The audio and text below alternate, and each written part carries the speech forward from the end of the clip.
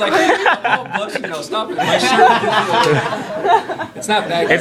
It's not recording. I promise. You said you were Alright, put it fat. down. I was being facetious. I was being like kind of. I actually want to hear this. I want to see that picture. Okay, let me repeat that. Everybody fights for something in your life. Sometimes your fight is good, sometimes it's not good, right? So I can safely say, yes, I got in a bunch of fights, but I can say I look back and I'm not proud of, I'm proud of everyone because I never started the stupid fight. It was always like fighting either for some sort of justice or helping some poor unfortunate soul. Sometimes I got whacked because I got in the wrong mix. And I was like, oh no, I shouldn't have helped him. And sometimes I pull back and I said, you know what, you're at it by yourself, you know? So I'll give you a couple of stories, and the idea is not to I'm not trying to applaud my life. I'm just saying this is how I lived. There was a statement in 8th grade that I heard from Chief Joseph, former Indian. Thank you for pointing it at me. I know what you're doing. Stop that. No, It's this against is my will. You see what this I is Chief good life Joseph said the following. information. I was in 8th grade and I read a line that he said. He was the chief of the Nez Perce Indians, and they kept on fighting with the cavalry, the U.S. cavalry.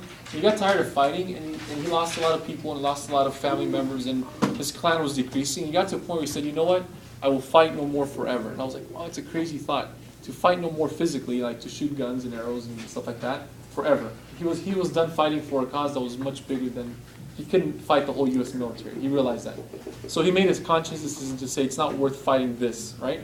So you can imagine, what I'm going to tell you now is there's such a thing as a good fight and such a thing as just a fight, you know? And a lot of people get in just fights. You argue, you debate. You'll see when you get married. You just have fights and you're like, I just hurt her. I mean, how stupid is that? You know, not only physical, I mean verbal, right? Or I just said something that really cut deep with my friend. I told my friend once, you know what, I'm not your friend, I'll never be your friend. It hurt him for years. He's like, you said that. I was angry. I didn't mean it. He goes, no, you said it. You're not my friend. I'm like, okay, just words. The words really cut if you know how to put them. And where to put them, you can go right to the heart and stab, you know? So here's the deal with the fights. I've had a bunch starting when I moved to California. I was just a random white guy in Colton, California, 98% Hispanic, a couple black kids, and no white kids. I was like the only white kid on campus at the time. 3rd and 4th grade, I was like, yeah. You know, I had no idea of how to talk English. I was like an immigrant.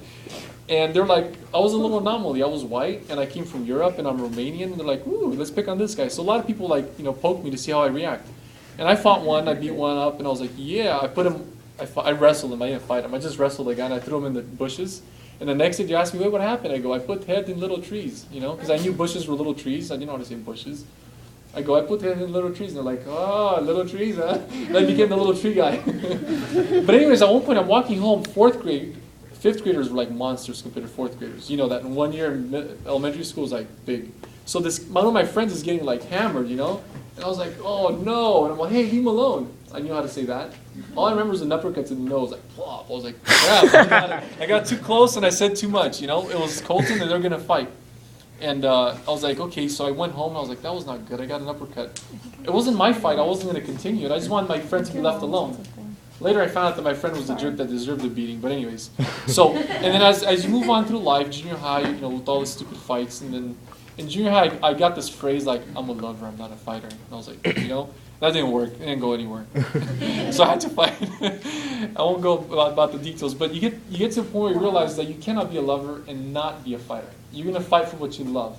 That's like the best fighter in the world. If you fight for what you love, you'll be fierce as, you know, Tasmanian devil.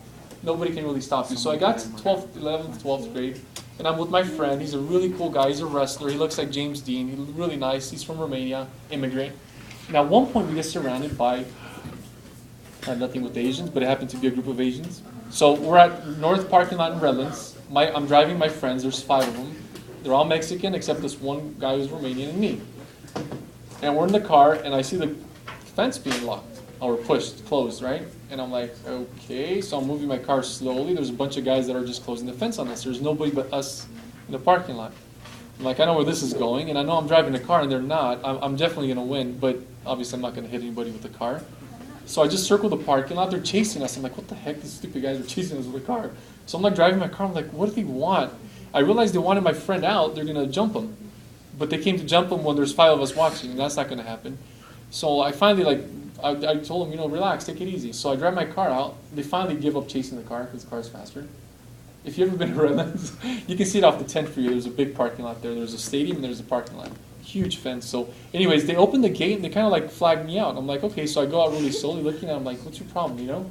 And then they hit my car, and I was like, no, you just didn't hit my beautiful car. I'm 16, I worked hard for this beast, you know? So I get out, and I'm like, what's your problem, you know? Like, I have nothing with you. It was a bunch of Asian guys. Karate Kid. Karate Kid, yeah. And then my friend got out, and they jumped him. And he's a wrestler, so he wasn't hitting him, he was just wrestling him. And he was getting, like, pummeled. Why didn't you guys help him? I did. Oh, okay. And the football team was right there watching us from the bus, and they had a kick. They loved to fight. And of course, it got to the principal the next day, and I was like, "Oh crap, we got suspended." My other friend sat in the car and just watched. So I was like, "What kind of friends are you?" Again, you can't be a lover without being a fighter. You can't say he's your friend if you don't fight for him. I don't care if you get beat up, you fight because he's your friend. Like he's not going to get jumped on your watch, you know. Mm-hmm. So the two of us kind of, held our own. We got suspended. My dad was like, "What'd you do, son?" I fought. Son, that's not good. Okay, thank you. You're still recording. This is the truth, so I stand by it.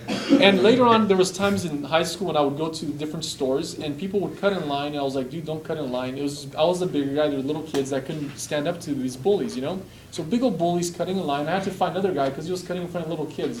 I'm like, you can't cut in line. That just doesn't work. That's not how society works. So that's kind of like social justice, right? Like, be fair. Let the guy in front eat his food. Don't be like a bully because you're bigger. Well, that was another fight, and that was crazy. Furniture going, and it was like in the middle of a store, a little KFC, and I was like, man, I'm not proud of myself. But the idea was I wasn't picking the fights. It was just I was standing up for little kids, or standing up for my friend, or standing up for the things I loved, which is okay, right? So if you ask me, it's been 20 years since I fought. And will I ever fight? I'm fighting daily, but I'm fighting other things, right? You fight laziness sometimes. Sometimes you fight yourself sometimes when you're like, you know what, I'm not going to do this. And you have to convince yourself. Give me 2 more minutes. I thought it was shorter. You have to fight bad habits, which is probably your biggest fight. And then you have to fight like things that are eventually going to take over your life if you let them, such as, pride is a big thing you have to fight daily. Like, you think you're the best, or you think you're smart. You have to put that down if you have a girlfriend. Yeah, because when you get married, I got married 4 years ago, and when you go to college for many years, they give you a certificate of accomplishment.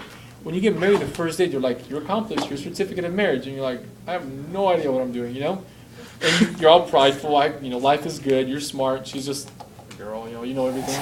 And then you realize, oh my God, I'm so prideful, I'm such a jerk. You can hurt her every day if you want. But is that what you want to do? And then you have to fight yourself to say, what a bully, what a bully. I don't bully people physically, but I bullied my wife the first couple of months. Because I had no idea, I'm being a bully, Like, hey, why isn't the food ready? Or whatever, stupid stuff like that. She was always working. Oh, okay.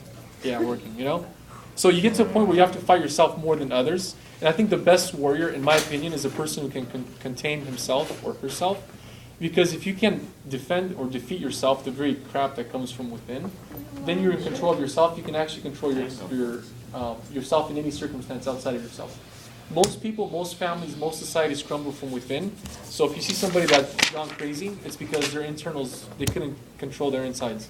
Either their pride or their fear or their laziness or something, or their habits, like drugs or you name it, whatever habit, took over. They were not strong enough to defeat themselves.